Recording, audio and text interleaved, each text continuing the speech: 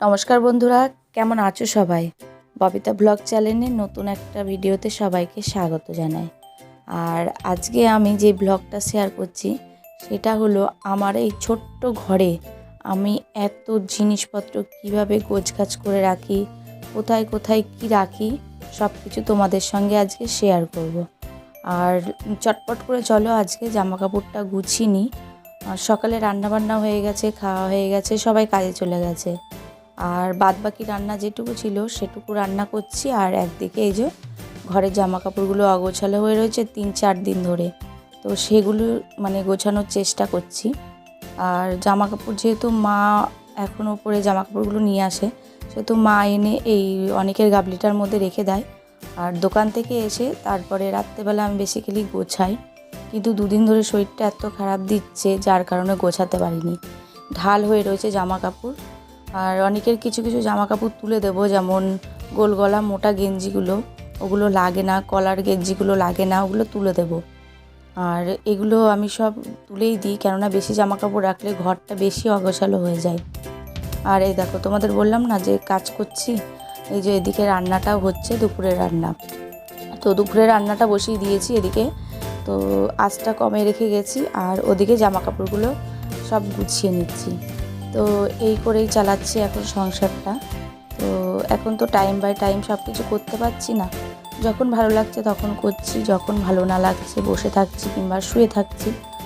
আবার দোকানও সামলাতে হচ্ছে, এখন যেহেতু রোজার মাস চলছে আর এদিকে আমাদের পয়লা বৈশাখ আসছে সামনে, সেহেতু দোকানেও একটু চাপটা বেশি পড়ে যাচ্ছে।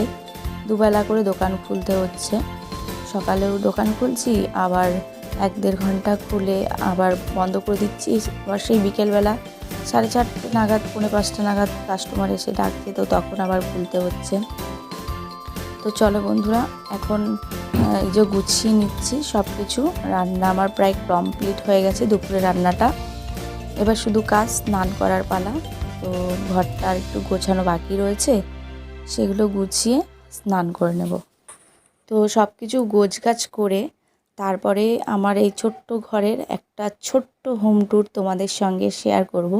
আমার বেডরুমটা আমি কিভাবে গোছগাছ করে রাখি।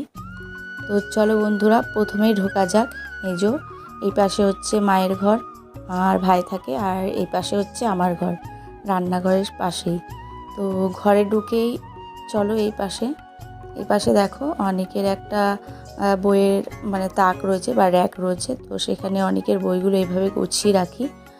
আর ওপরে তোমাদের দাদাভাই এই আয়নাটাতেই মাথা আশ্রায়, তো চিরুনি রেখে দেয় একটা, এটাতেই মুখ দেখে, ও আলমারিটার ওদিকে কম যায়।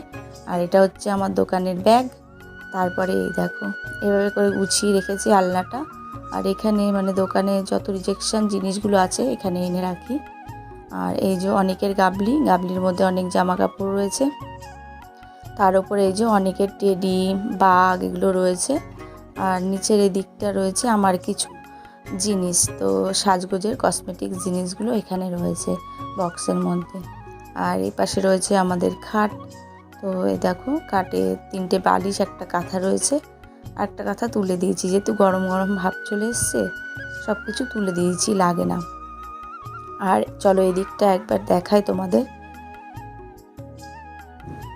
তো এই দিকটা তোমাদের ভালো করে দেখিয়ে দিয়েছি। আর এই সাইডটা, এই যে খাটের নিচে কিছু জিনিসপত্র রয়েছে, যেমন অনেকের কিছু খাবার দাবার, বিস্কুট, হরলিক্স, হাবিজাবি টুকটাক জিনিস, সেগুলো আমি একটা ঝুড়ির মধ্যে করে কৌটার মধ্যে করে রাখা আছে। আর এই পাশটা এই যে দেখো আলমারি রয়েছে। আলমারিটা আমাদের বক্সের মধ্যে, দেয়াল বক্স যেগুলো হয় সেগুলোর মধ্যে। আর এপাশে রয়েছে শোকেসে প্রচুর খেলনা রয়েছে।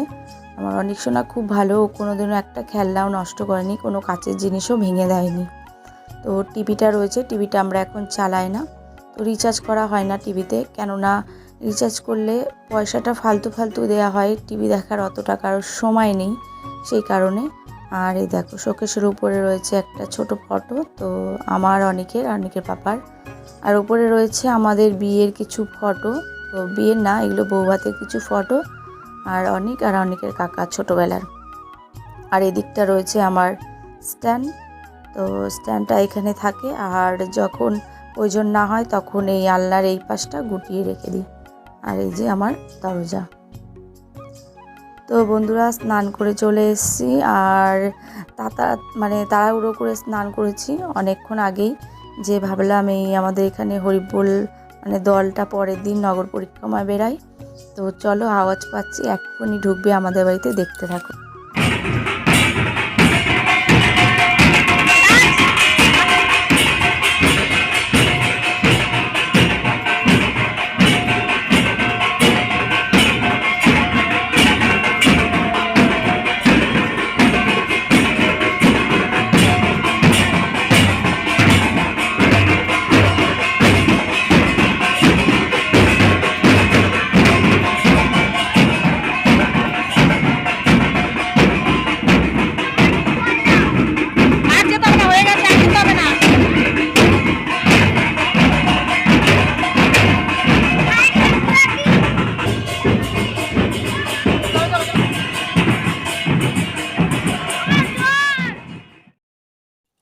আর তোমরা অনেকেই জানো যে হরিবোলে ঠাকুর হরিচাঁদ গুরুচাঁদ ঠাকুরের প্রসাদ হচ্ছে বাতাসা আর মুড়ি।